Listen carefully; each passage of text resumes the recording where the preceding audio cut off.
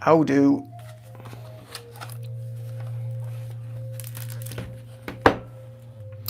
I'm here once again, folks.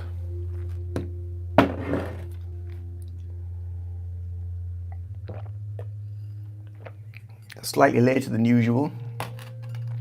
Ever so slightly later than usual. Only by about 20 minutes. I'm freshly clipped and trimmed. Hair clipped, beard clipped.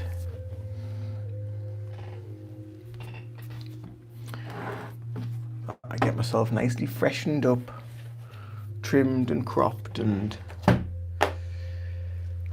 yes. And so I've just done a workout at home. So it was abs and arms today. And I think I must have skipped it for a week because it seemed to be very difficult. But I got there in the end and I got it done. It's the main thing. The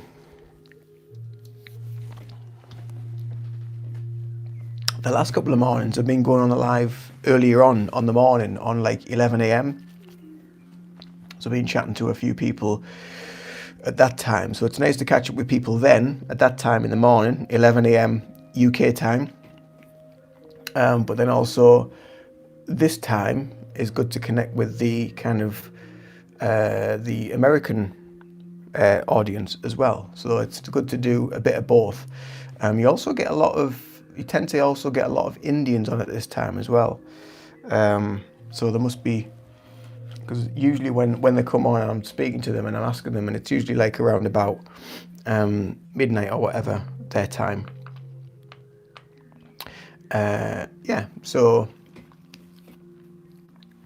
So it's nice to connect to them and chat to them. But yeah, we're here again. We're going to do a bit more painting. So it's developed a little bit. I'm feeling a little bit happier about it because I wasn't the other day. I was a bit like, I was a bit irked with it because it wasn't really doing what it was meant to be doing. But that's because of the person that was doing the artwork, basically. That was me.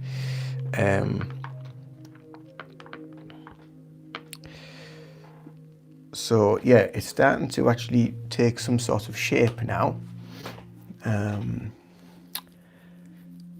Tayeb Bastgo, hi.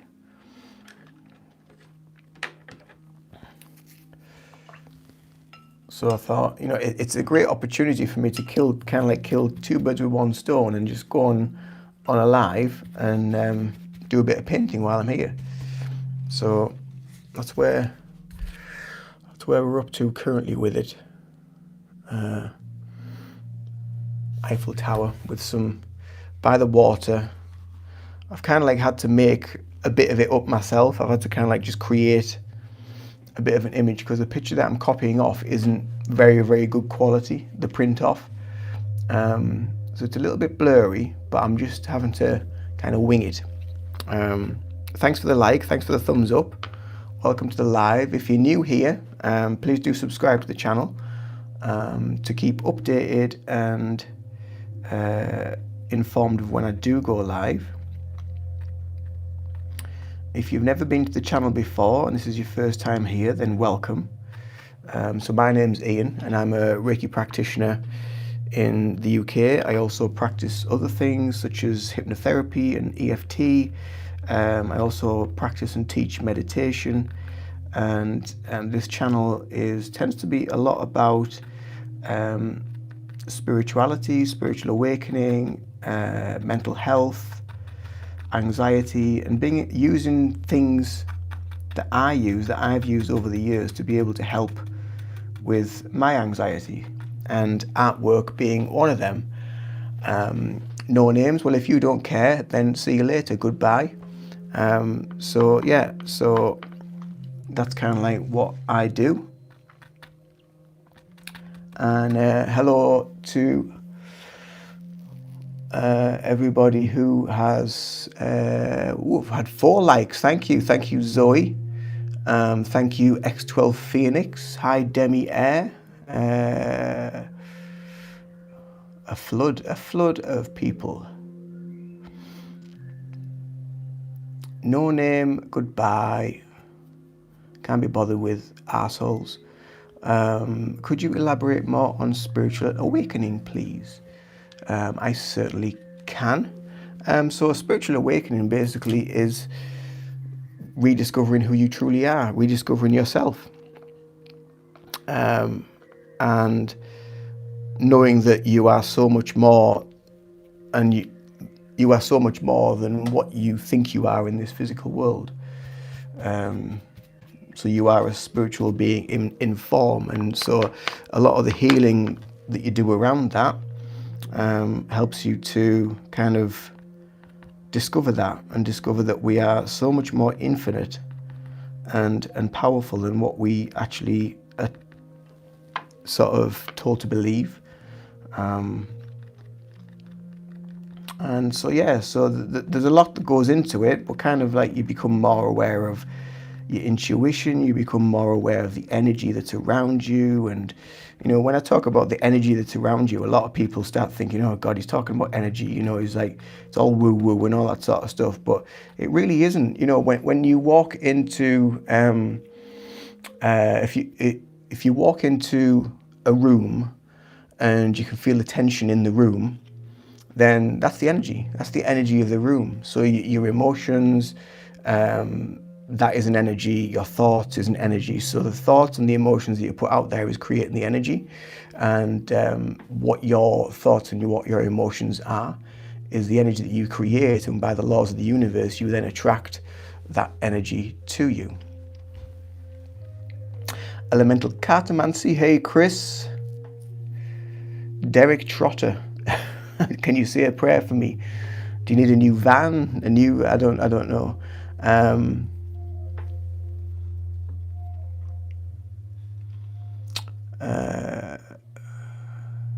Cheers, mate. You do this long time.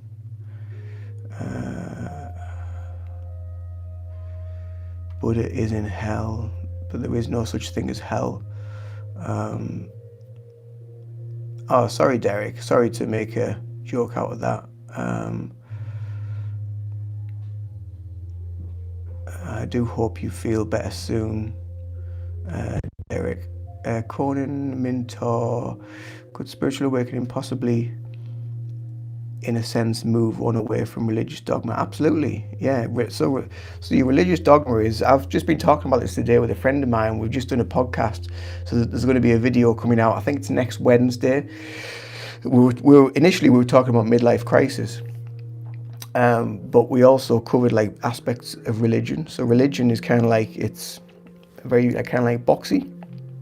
All the belief systems are in a box, and it's patented and packaged and handed out, and people follow it without thinking beyond that, because they're not allowed to think beyond that. Whereas being spiritual, or in spirituality, you're beyond that, you're thinking beyond that. So you're stepping out of that sort of that control system, which is kind of like what it is in a way, to create a level of fear.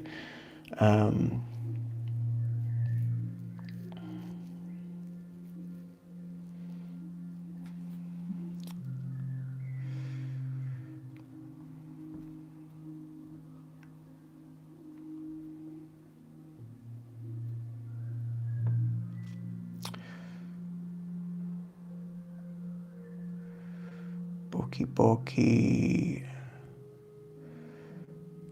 I'm just trying to catch up with the messages. Sorry, guys. I said to myself one day, cheers, Boki, and then all of a sudden I found myself sitting in my chair in a rented apartment, no money in my pocket. The hell with this, I said, and the rest is history. Midlife crisis, such as what crisis? If you haven't had one, then it's kind of like hard to understand. It's kind of like hard to explain. Namira, hello from the Netherlands. Hello, Netherlands. But we were talking kind of like about like the age that a lot of people tend to, like, these things tend to happen. And a lot of the time, I see a lot of connection to like people at the age of around about 38.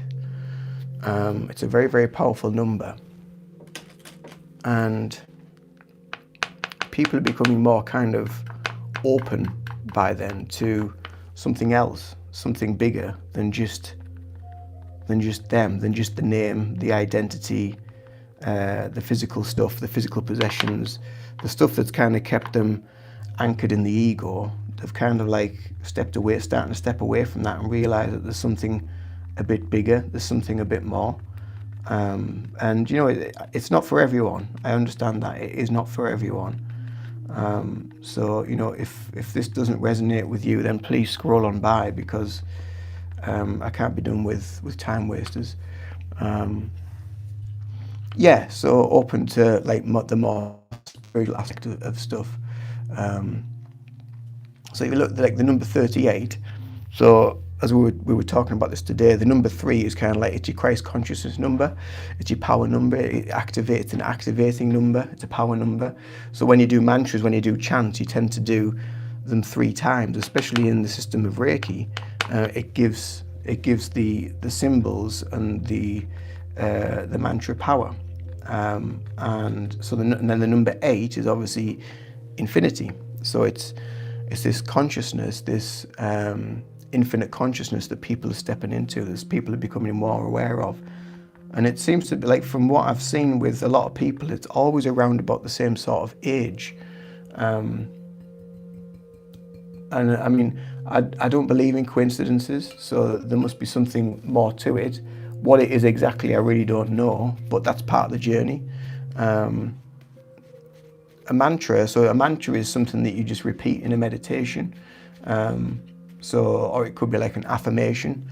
And when you're in meditation, you use the mantra, you repeat the mantra over and over again to create a state of harmonious way of being within.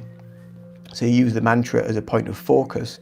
So sometimes you use the breath, sometimes you use a candle flame and just stare at the candle flame, or you'll follow your breathing, or you can repeat a mantra in your mind.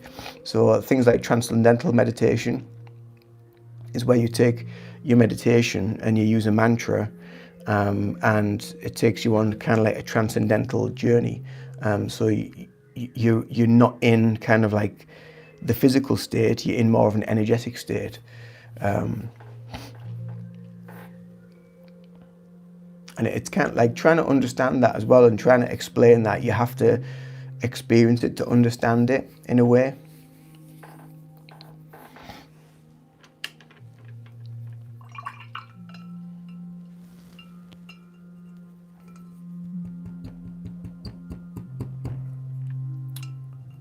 Come on, brush, work.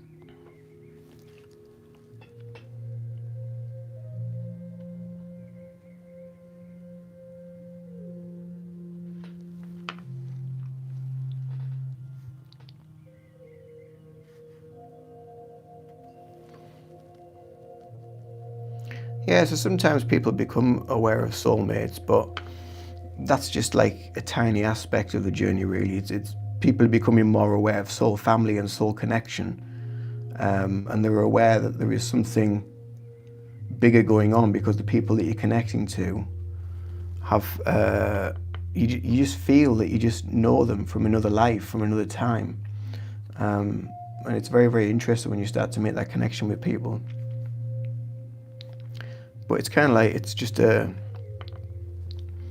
bit of a tiny aspect of it, really, but it is quite cool, like how it works.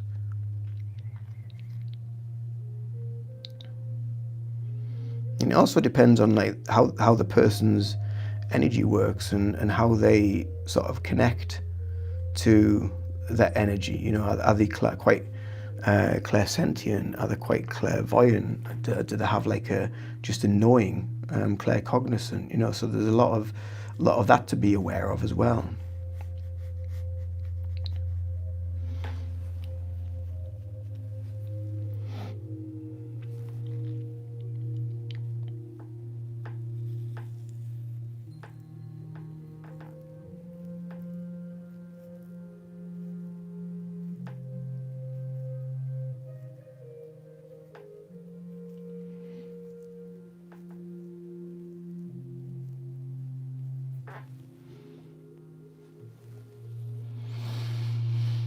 good friend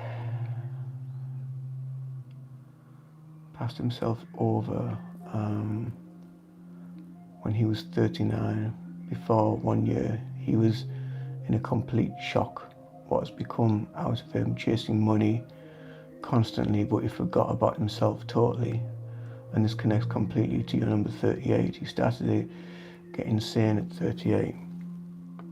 Yeah, so it can be quite scary for a lot of people, and it can kind of like push you over the edge. So I kind of had a lot of, at the time, I was dealing with like kind of like a lot of mental health stuff, anxiety, depression. I wasn't sleeping very well. I was in like a really kind of strange place. And it wasn't until I started actually meditating that I realized what was going on. And I had a clearer understanding that, and then it's weird because then loads of people just kind of like just went. People that were like friends for like years, they just disappeared, like as if they just dropped off the face of the earth. I'm like, well, where's everybody gone? And straight away I was kind of like, well, is it me? Am I the problem? Have I caused something? Is it?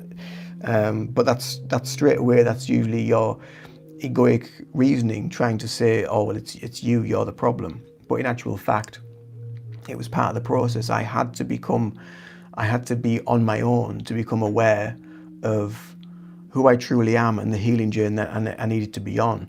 So when I started meditating more into this, I then became aware of aspects of my life and direction that things needed to change and I needed to alter things. And it wasn't until I altered those things and stepped onto like just taking like little steps in different directions that I just felt drawn to go. When I did that, different things, pathways started opening up. So, for instance, I was working in this one place in a supermarket, pretty negative management, not very good at all, very stressful, affected my mental health, a lot of pressure put on me. And it was at that point that the position that I had, that position went up for redundancy. So part of me was like, this could be the step that I need to get out of here to do something new. So once I'd made that conscious decision, I was like, right, okie dokie, I'm going to go and have a look and start looking at other jobs and other opportunities. And then I found this job that was in a totally different place. It was in a coffee shop. And if I hadn't gone there, I wouldn't have found out about Reiki. And then that just put me on this whole new trajectory of life. So if I hadn't taken that step and gone with it, I might have probably ended up here anyway, because I feel it's part of my soul journey, but it might have taken a little bit longer. At what age have you journeyed into spiritual awakening? So a lot of the depression and stuff was like kind of like mid to late 20s. So like late 20s, early 30s, it started like really kicking up. I was on antidepressants for probably around about 10 years. And it wasn't until I got to a point where I decided I didn't want to be on them anymore. I wanted to find my own way of being able to deal with it. That's when I got into meditation, and being able to work on myself that way, that I was able to then eventually wean myself off the medication. And that was kind of like, for that mental health crisis for me, that was my wake-up call. That was like, it's do or die. So that's what I had to do. And you know, but it affects everybody so differently, and sometimes it can push people over the edge. Because the thing is now, though, it's becoming more prevalent and more people are going through it. That there's more information out there, such as this channel, other channels. That there's a lot of stuff out there about like awakening spiritually to yourself. And a lot of people will say, well, what does that mean? You know, but we're all spiritual beings in a human existence. And it's coming to the realization of that you are energy in form. And then you start going into other pathways such as manifestation, law of attraction, your chakras, your healing, your energy, life force, chi. It just goes on and on and on, and it's endless. But the good thing about it is when you start actually looking deeper into it, that there is crossovers and connections of spirituality with physics. So everything is energy at the end of the day, and that's been proven. And the only thing that energy never dies. So what happens to us when we physically move on? The energy remains, our consciousness remains. And when you start working with energy, you can feel the energy, you know that there is energy around all the time, and you can feel it, you can tap into it, you can tune into it. So yeah, and then when you start doing things like Reiki or meditation, energy healing, working with crystals, that sort of stuff, you become more aware of energy. Your frequency changes, and as your frequency changes and becomes lighter, you become more receptive and more open to more of that.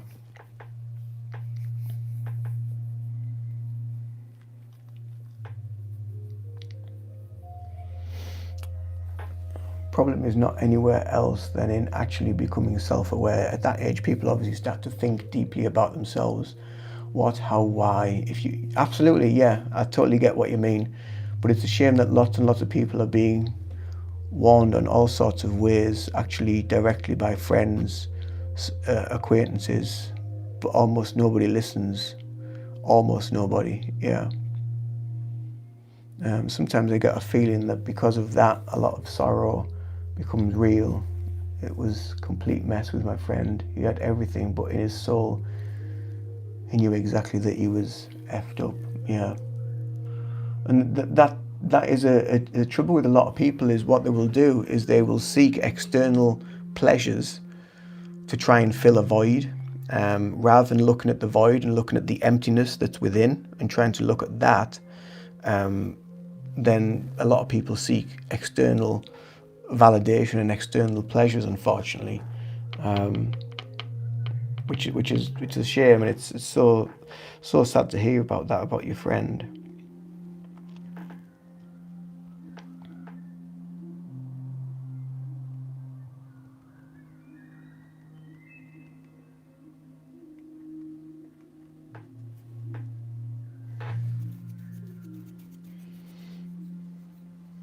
Namira, yes, so true.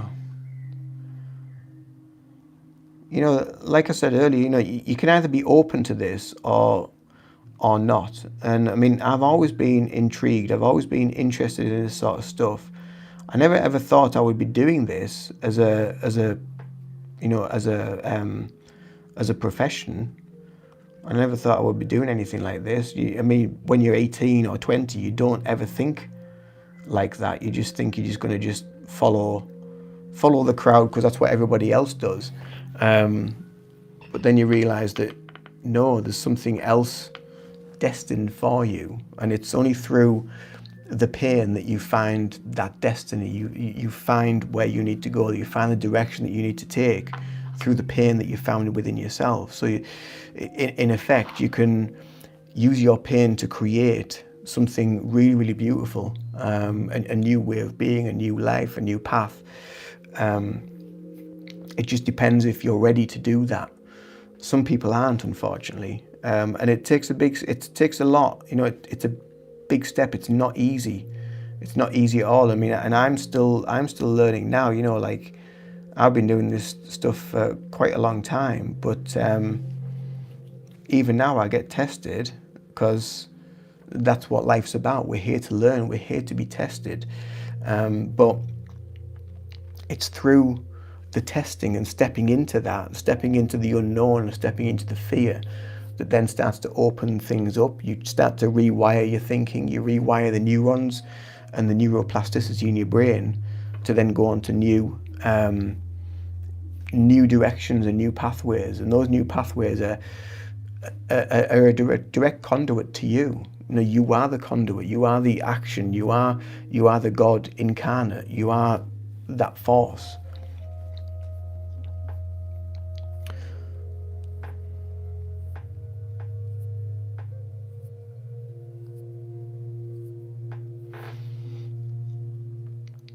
Some are so obsessed with money that during this period nobody thinks about themselves as a person, but only how much or how and as much as possible and as soon as possible. Yeah, absolutely. It's all ego, all ego. So then it's all in the way we perceive life. Pain could be a lesson of growth or an emotion of suffering. Exactly. So you can either sit and suffer in the emotion, which on one side of the coin is a good thing because you need to be aware of the emotion and where it's coming from and why it's there. But also we don't want to be sitting stagnate in the emotion because we need to use that as kind of like the springboard to move beyond that. So you can either wallow in the emotion, you can either wallow in the grief and the sadness, or you can say, right, okay, what is it trying to teach me? What is it in my life that maybe it's triggering you on some level? Why is it triggering me? Why is it creating this reaction within me? Okay, and now we need to start looking at that and take a step forward and move into that a little bit and discover a little bit more about ourselves on a deeper level. And the deeper you go with those emotions and those feelings, you start to realize that the only reason why you feel that, it's not because of your soul. Your soul is perfect as it is. It's because of where you are mentally, egoically. It's where you see yourself, and through conditioning, programming, lifestyle choices, the whole kit and caboodle of the way that the world is, through all of that, that is what creates the wiring and the conditioning. And it's kind of like when you start this journey, it's kind of like trying to unwire or unravel all of that we've been taught for so many years. Generations of people have been taught the same thing and going down the line, down the line, down the line, and we all just follow suit. But eventually it gets to a point where you need to look at it, you need to unravel it, you need to understand why, you need to discover who you are. And that was, that's kind of like, it's a big pill to take for a lot of people. It's a bit like the Matrix, red pill, blue pill. What do you want to do? You can stay exactly as you are, or you can take the other pill and start opening things up. Emotions are how do you feel, use crucial or fundamental that makes us humans. Yes, financial independence is an important factor, but you never ever should forget about yourself. No, never, absolutely not. No, number one, you always think of number one first. You look after you. How can you give from an empty cup? And I always say this to my Reiki students. If you wear yourself out, you burn yourself down with trying to find all these different things and desires and what have you, and doing this and running there and doing that. If you burn yourself out, how can you help and support others from an empty cup? You're just an empty vessel. You're just drained mentally and emotionally. And then there was nothing left. There was nothing left to give.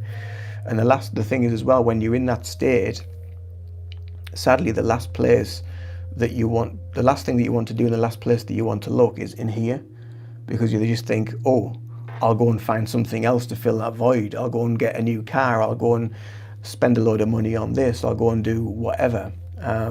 So yeah, that's just kind of part and parcel. And we can either learn from it and try and move on, or we just kind of like wallow in the suffering, unfortunately.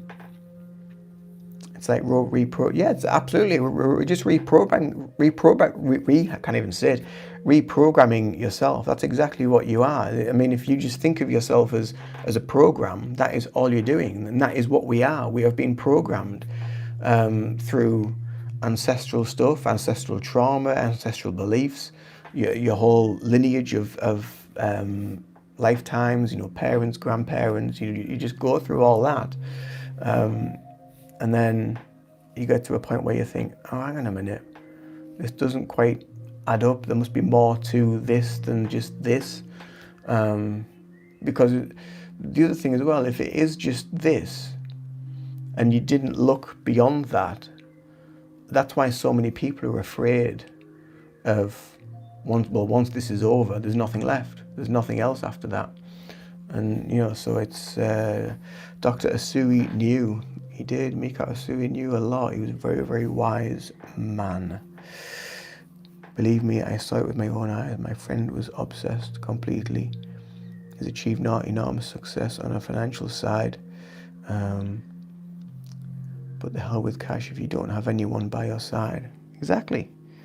At the end of the day, it's just an energy form. Money is just an energy.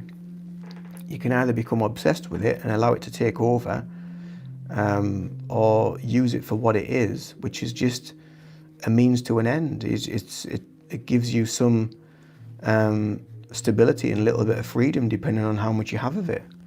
But it's just an energy form like anything. But that is the energy form of the three-dimensional.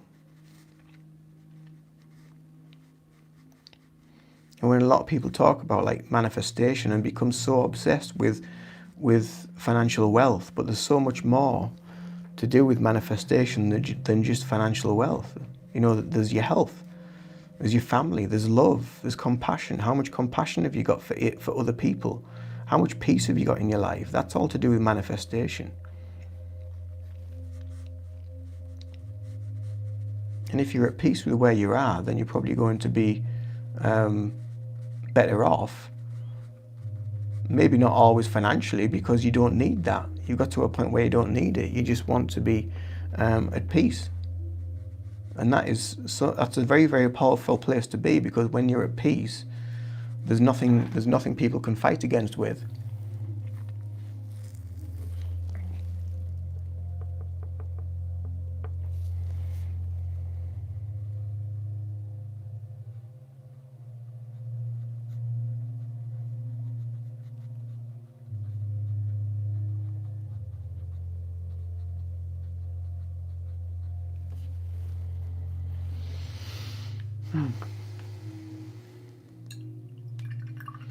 Is consciousness awareness, or is it something in an observance?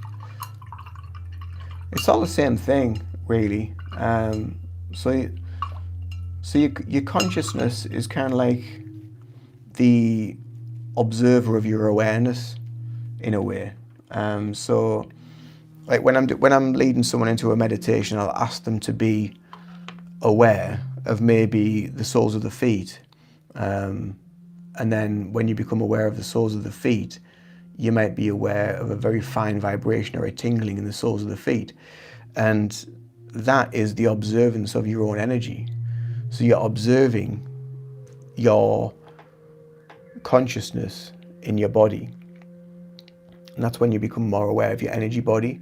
So when we're dealing on like an emotional level, so your emotions, especially heavy emotions, always tend to get stuck like around stomach, liver, spleen, that sort of area. A lot of anger, guilt, resentment, all that sort of stuff tends to get stuck around about there. So when you start to feel that, you go into a meditation, you breathe into it, you just listen to it, and you start to feel it in the body. You become more aware of it, and then when you speak to it, your body will actually tell you what it is. When you develop your awareness of your level of consciousness within, you become more aware of it. So yeah, it's like being the conscious observer of an awareness, and it's a little bit like being aware of. It's like trying to be aware of the room that is around you, even though there's like, okay, you've got the physical stuff around you, but being aware of just the space in the room. And that spaciousness is what you find eventually within. And that's kind of like what you truly are. You are just spaciousness. It's the ego, it's the thought, and it's the emotions that create the disturbance. So the spaciousness is always there. It's always present. It's the life stuff that gets in the way.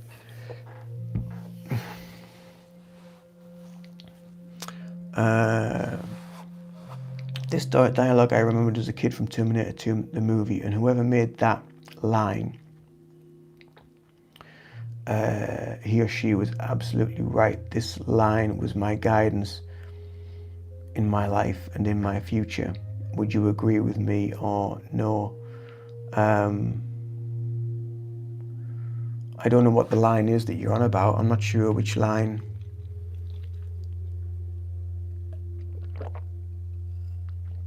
You're welcome, Conan. Conan, is it Conan? Conan? You're welcome. Oh, read history.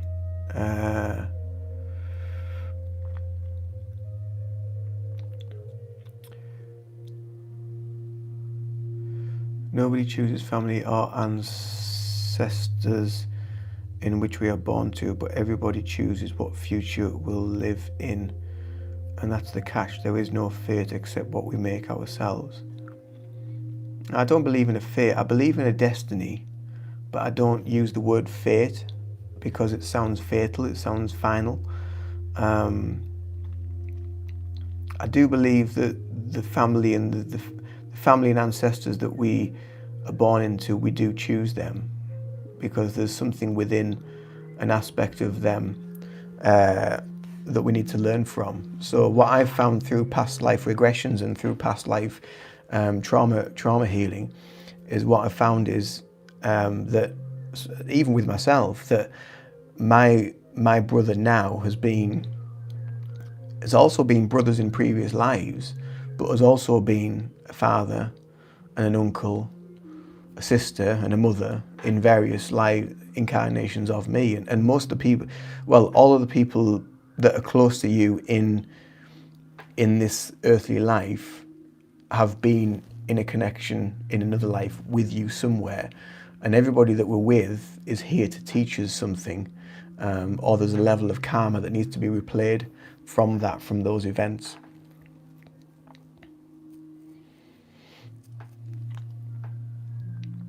How can we choose them? How can we choose our ancestors? Because at some point we'll have been their ancestors. So energy is always being reformed and reborn. It's just going round in cycles all the time. It's just the wheel. It's the wheel of energetic time. So at some point we'll have been their ancestors. They've been our ancestors. Because when you think of time is a linear duality in the three-dimensional world. So it's a man-made construct that's been created for us to know what time to get up, know when to go to work, know when to go home, know when to go to bed. That's all it's used for. It's a man-made construct, and again, it's a bit of a control system. Beyond time, there is no such thing. So in spiritual context, so like when I'm doing energy healing, if I'm doing energy healing for somebody on the other side of the world, they're receiving the healing while I'm here because there is no physical connection. Because we're working with the energy, and so there is no time. So time, when we think of it in a spiritual context, even though we can't because it doesn't exist. So on a linear duality, so this is our timeline, this is our life, okay? So we're here now in this life, living. I'm here doing this now, and you're there watching me, and yada yada yada. So we're here now. This line, so all this is your past, this is your future, but it's all now. There is no separation, and it's a little bit of a thing to try and get your head around. But that's when you think of it on like a non-dualistic concept. So the dimension. So this is where the cross comes from. The dimension of time, of where we are, the present moment, is here, and a cross is your past, your future, and that's where the cross comes from. So we are here in the now, and that is your timeline that's going across.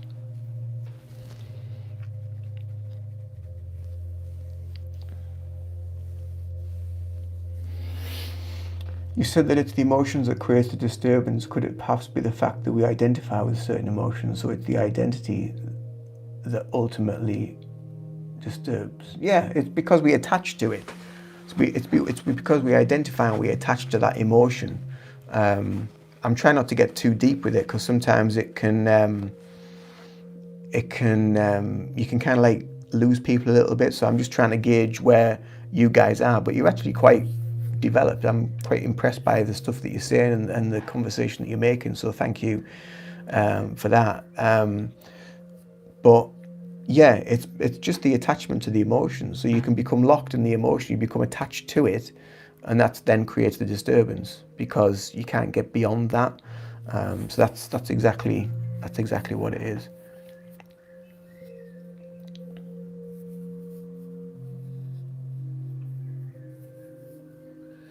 And can I ask why it's possible to pick up others' energy? I do that, but sometimes it's draining and takes time to heal from it. Yeah, some people are more receptive than others to pick up other people's energy.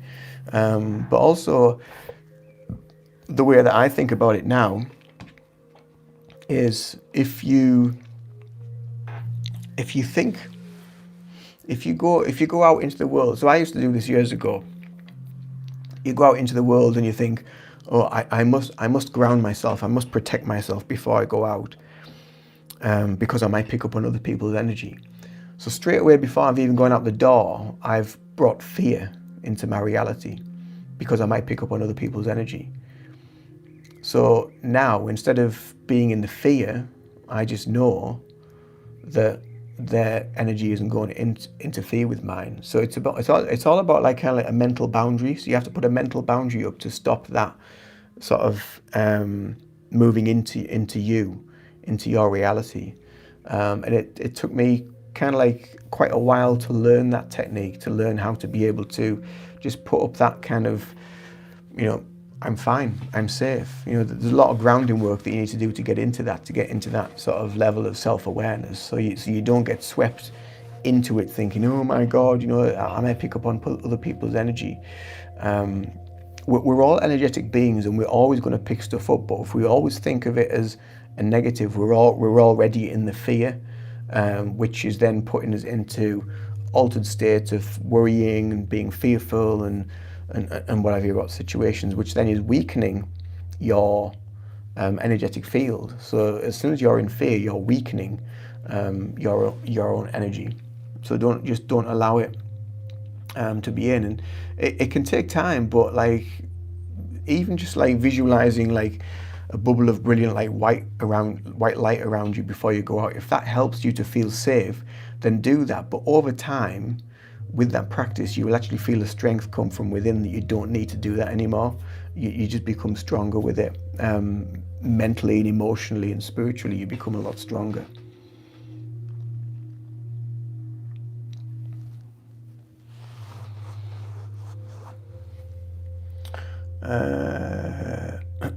The past is just a memory, and the future is an expectation, but the present is existence.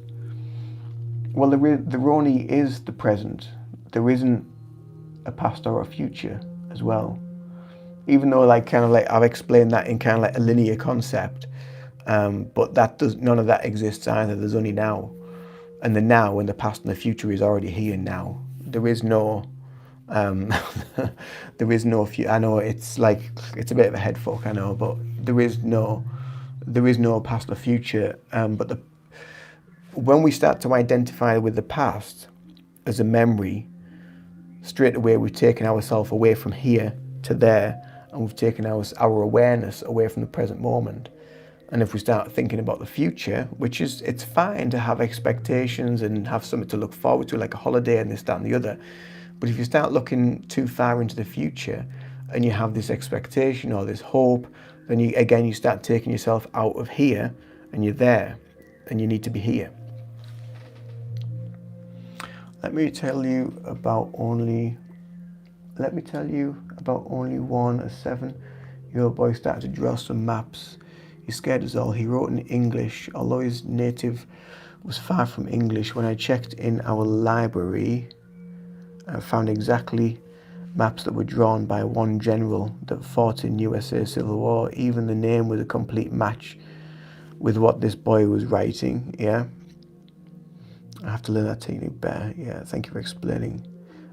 He had these visions, I don't know how to name this, for approximately 3 years to this day. He is over 20 years old now. He himself doesn't have any explanation from where that info came. What do you think of it? It's past life. Past life, absolutely. It happens a lot where people will remember, or there'll be an element of trauma from a past life that is replaying in this life, and they don't know why they mention things. They don't know about why they think they might be a different person. They think they have a different name. They think they should be living in a different location. But that's because part of that past life needs an element of healing in this life, and that's why they become aware of it. So that's why it comes in. There's a show on Netflix called Surviving Death, and it's 6 episodes in the season. The very last episode is about past lives, and there's a lad on there. I'm guessing he's maybe a late teen, early 20s, something like that. But in his past life, he was an actor in Hollywood. And when they researched it and found out that he knew where he lived, he knew the house, he knew the family, he knew the different films he'd been in, but he was just a wee kid when he was coming out with all this stuff. He was like maybe 2 or 3 year old, and he was saying that was what his name was, but in actual fact his name wasn't that, it was another one. The concept of time is definitely mind-blowing. It is, I know, yeah, it is a bit kind of like crazy. Just know that there is only now. And then it just makes it a little bit easier. Just know that there is only now.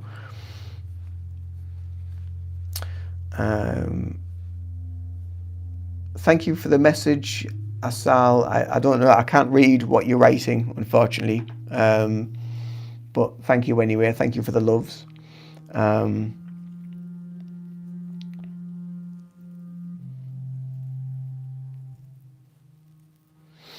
Okay, but is this normal that he does not know where these? Yes, it's totally normal where these came from.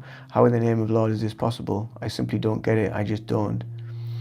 There's a lot of things we don't get. There's a lot of things we don't understand. There's a lot of things that science is trying to understand and trying to come to terms with. The whole past life regression thing. When I've taken people into a past life, into regression, and they've used names, they've used dates, they've used locations, and when you go to do the research, it's just like, how the fuck do they know like that? It's insane. It really is. Some of the sessions, you don't get that much from, but every now and again you get a real gem of a session where they go to a location. You know, even like one of mine, I was like kind of like a guinea pig for someone that had just done their past life course, and so they wanted someone to practice with, so they practiced with me, and I was taken back to a life kind of like in the Middle Ages. I was a monk. Actually, no, I wasn't a monk. I was a lad that lived among the monks. I was an orphan. It wasn't a very nice experience. It was quite horrific, really. But I used to do a lot of the farming, a lot of the farm work, and they had to like kind of look after me and feed me and what have you, and did all the other things as well, which weren't particularly pleasant. But I didn't see all them sort of details, but I just knew that life wasn't overly brilliant, and it wasn't for very long. I wasn't on the earth plane for very long. But they are very interesting when you start tapping into people's subconscious and you find out a little bit more.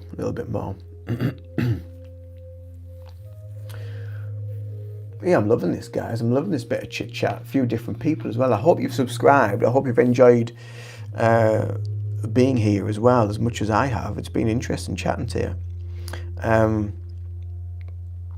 Yeah, please do subscribe. You know, we've had 11 likes. Give me some, if you're enjoying it, give us some love hearts as well.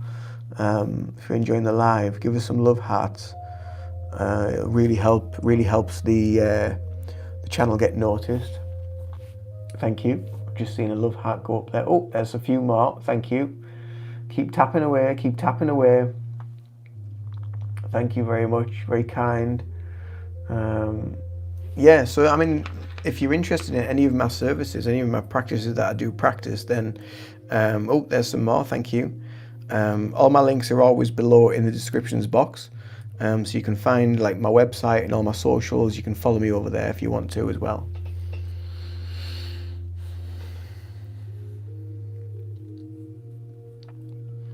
So what is reincarnation? Is it when we transcend into the spiritual realm after death, or is it when we're re-entering in? So it's reincarnate. So you carnate is your physical body. So you're coming into the carnate. So you're reincarnating into the physical body. So it's when you come back to earth. It's not when you move into the spirit. It's when you come back to whatever form you might want to be. It doesn't just have to be human. You can be an animal as well. Can I ask how Reiki works at distance? Yeah, absolutely. So at the end of the day, we're all energy. So you are an energy being, I am an energy being. And just think of yourself as like a telephone receiver.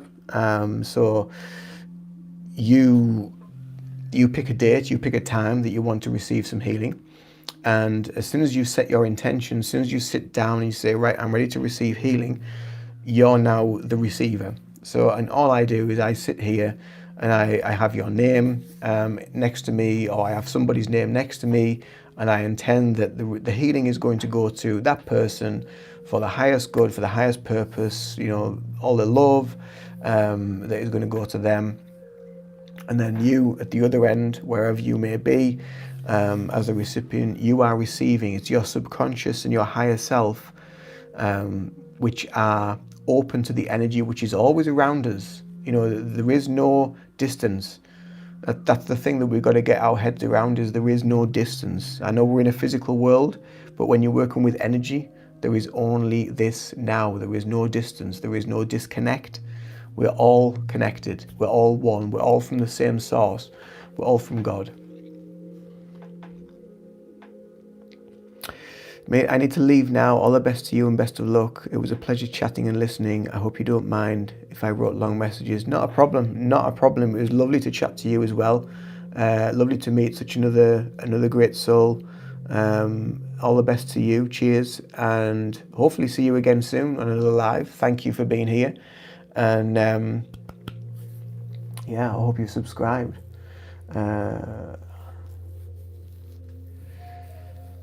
That's wonderful. I think more people will go to a healer in the future. Yeah, I mean, when I first started the business, that's all I did was distance healing. I didn't do any in-person healing. Afternoon from Colorado, USA. Hello, David. Welcome, Colorado, USA. That's how I started. I only did distance healing, and it was so amazing, the results. I mean, I couldn't get my head around it back then, but now I kind of like understand it a little bit more. When people get the effect and they feel it and they're aware of it and you just know that it's working. I think if you doubt it, then it's gonna restrict it slightly. But even that, you don't need to have a belief for it to work. It will work. You will receive healing. You will get exactly what you need when you need it, regardless. And I think sometimes as well, trying to talk and explain about what Reiki is, it's trying to explain what God is at the end of the day.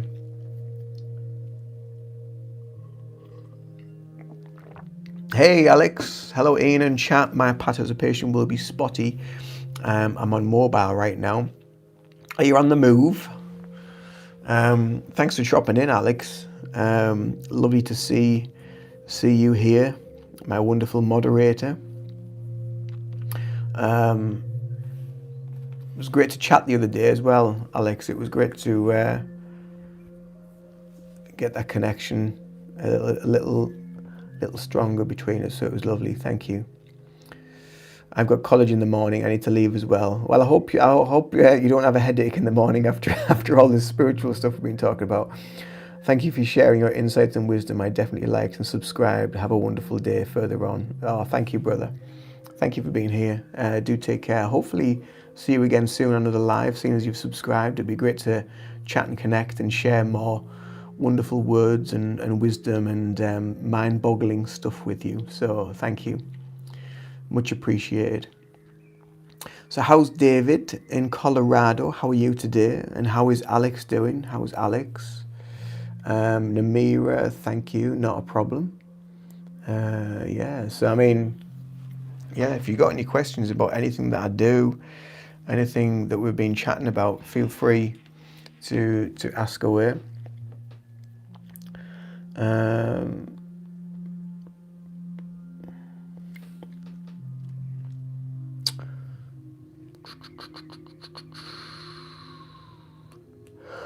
Thank you for the love heart. I've had some more loves there. Thank you.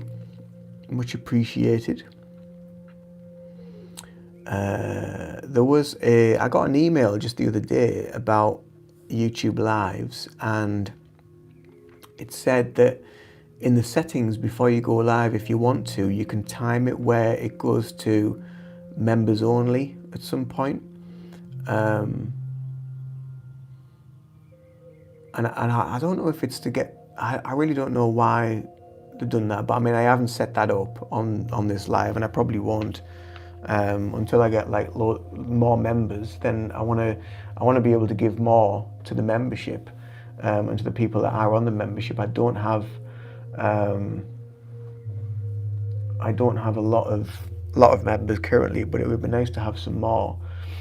So I can actually do more one-to-one connections, maybe once a month with the members via Zoom, and do a Zoom chat and find out what they would like a bit more of from the channel as well.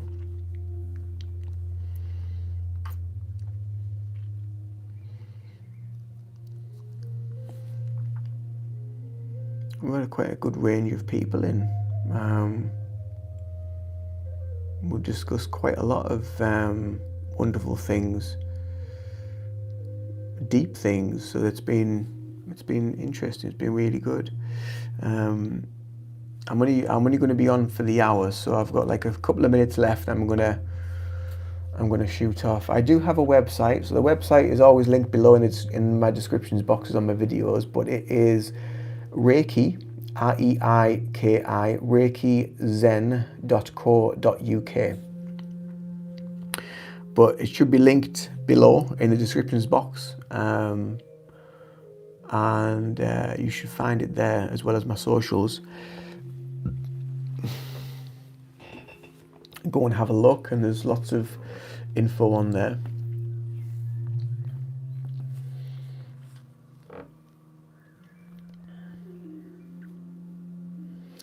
Okay, thank you. I will check it out. No problem. Thank you. Thanks. Go and have a look.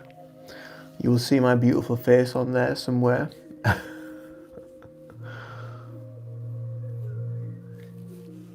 So yes, I do practice different things. A lot of work I can do via Zoom. So I can do hypnotherapy via Zoom. I can do EFT via Zoom. I can do Reiki via, not that you need Zoom, but you can do Reiki via Zoom as well, but you don't really need it. I used to do Reiki via Zoom, and then a lot of the clients said, you don't really need to do this. You don't need to see me via Zoom. I was like, no, it just works anyway.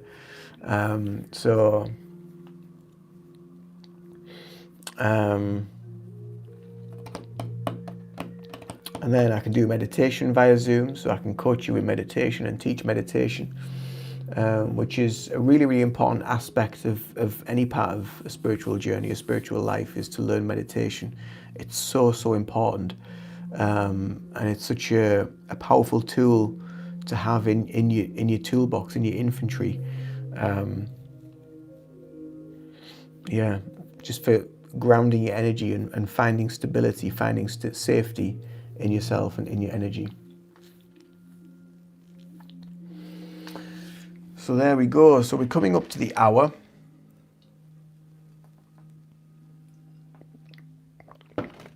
So I just want to say a big, I have a connection with healing. I don't know how to explain, but that's okay. Yeah, I mean, we're all healers. We're all natural healers. It's just been forgotten, again, through the conditioning and programming, but we're all natural healers. It's I always say, like, when I'm teaching Reiki, if we have a headache, the first thing we do is like, oh, my head, we put your hand on it, because you're healing from your palm chakra, you're healing from your hand. You got a bad back, you're like, you put your hands on you, you're like, oh, you rub your back, you're like, oh, you know. So we all have the ability, we all have the gift. It's just reconnecting ourselves to it and understanding that it's already there. So yeah. But right, I'm going to head off, guys. I've been on for just over an hour now, but it's been wonderful to chat to so many of you. Namira, do reach out via the website if you want to book anything. And Alex, lovely to see you on here, even though whether it's been brief or I know you're on your mobile, so you might be a bit in and out and what have you. Conan, yeah, there's been loads and loads of wonderful people on here today. Some really great conversation. So I'll see you all in another video very soon, or another live very soon. But thank you for being here. Much love. Do take care, and toodaloo for now. Bye bye. Thanks for the loves, guys. Thank you. Much love back to you. Thank you. Bye bye.